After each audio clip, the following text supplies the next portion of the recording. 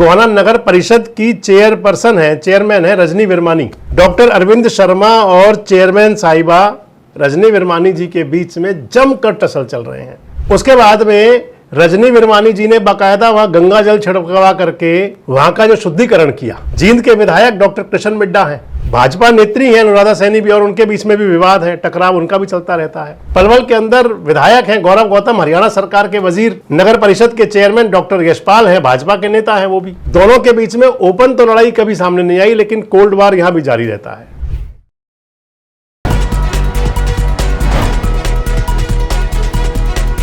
दोस्तों नमस्कार, मैं संजय मग्गू और मौजूद हैं देश रोजाना के डिजिटल मीडिया मंच पर। भारतीय जनता पार्टी के अंदर एक सोच है, और वो सोच है कि सरकारें सारी अपनी हो।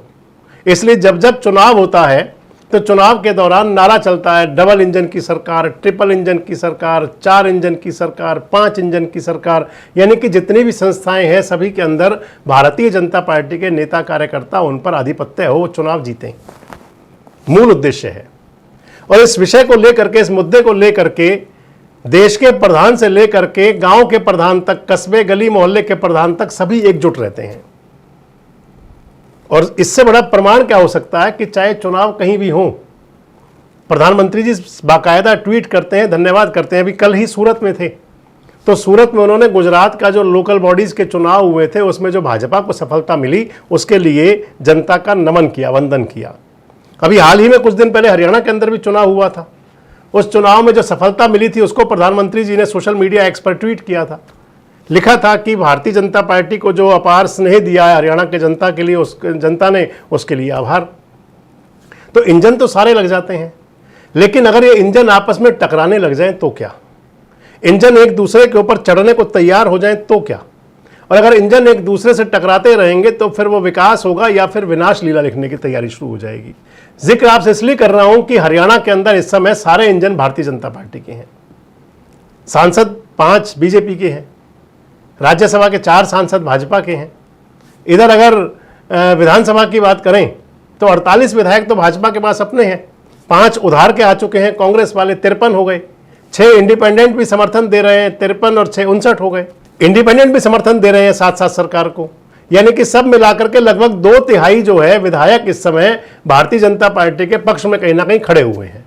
जो विपक्ष में है वो भी कहीं ना कहीं गुण गाते रहते हैं सरकार का, लेकिन इंजन अपने आपस में खुद ही टकरा रहे हैं।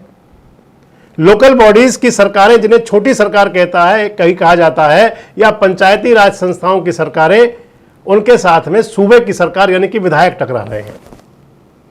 आपसे इस वीडियो में बात करने चला हूं मैं लोकल बॉडी संस्थाएं यानी कि शहरी छोटी सरकार और फिर बड़ी सरकार के मुखिया उस इलाके के। पूरे हरियाणा के अंदर चर्चा है इस समय गोहाना की। गोहाना नगर परिषद है, गोहाना नगर परिषद की चेयरमैन है रजनी विरमानी। उनके पति इंद्रजीत विरमानी पहले वो भी चेयरमैन रहे हैं वहां के, यानी कि लोकल बॉडी सियासत के अंदर पूरा उनका असर है, दमखम रखते हैं पूरा। वहां के विधायक हैं डॉक्टर अरविंद शर्मा, हरियाणा सरकार के कैबिनेट वजीर।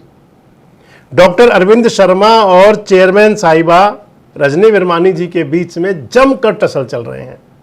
इतना विवाद है कि एक दूसरे की तरफ कोई मौका छोड़ते नहीं। पिछले दिनों पहुंचे थे अरविंद शर्मा जी उद्घाटन करने के लिए। उद्घाटन किस चीज का?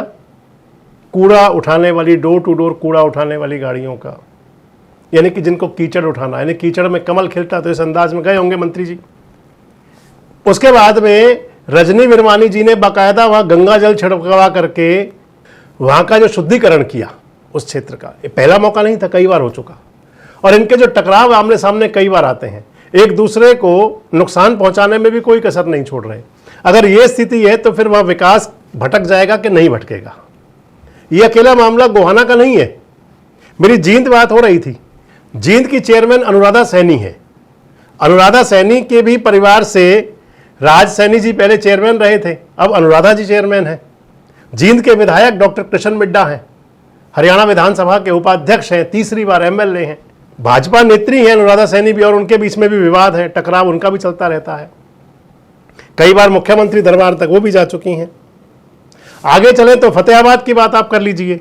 फतेहाबाद के अंदर राजेंद्र खींची है चेयरमैन, और वहां पर विधायक तो कांग्रेस के हैं, लेकिन भारतीय जनता पार्टी की तरफ से दूडाराम है, कुलदीप बिश्नोई के चचेरे भाई।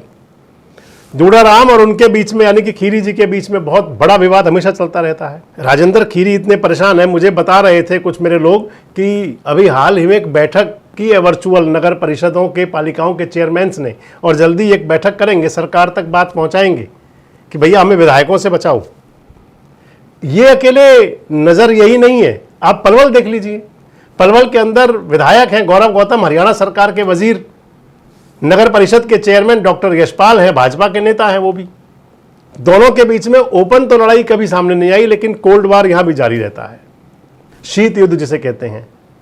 चेयरमैन विधायक जी के, मंत्री जी के कार्यक्रमों में ज्यादातर नदारद होते हैं, ज्यादातर ही।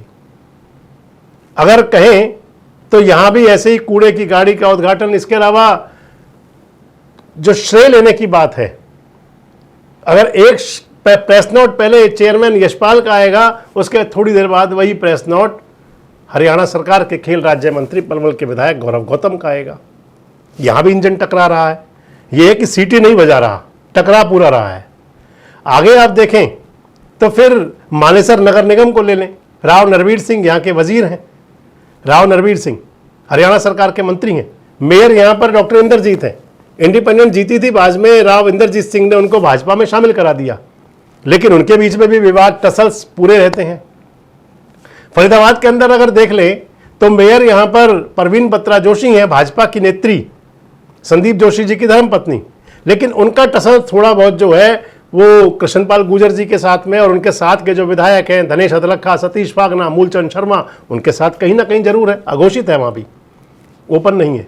लेकिन कहीं सीटी बजा करके और कहीं साइलेंट जो टकराव है ये छोटी बड़ी सरकारों का, ये double engine, triple engine, 4 engine, 4-5 engine, इन सरकारों की परिकल्पना को कहीं पूरी तरह से ध्वस्त नहीं कर रहा।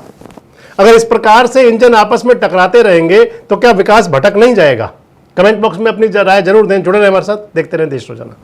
हमारे साथ जुड़े रहने के लिए सब्सक्राइब करें देश रोजाना के YouTube चैनल को, और नई वीडियो की नोटिफिकेशन पाने के लिए बेल आइकन जरूर दबाएं। अगर आप ये वीडियो Facebook या Instagram पर देख रहे हैं तो पेज को लाइक और फॉलो जरूर करें और ज्यादा से ज्यादा शेयर करें।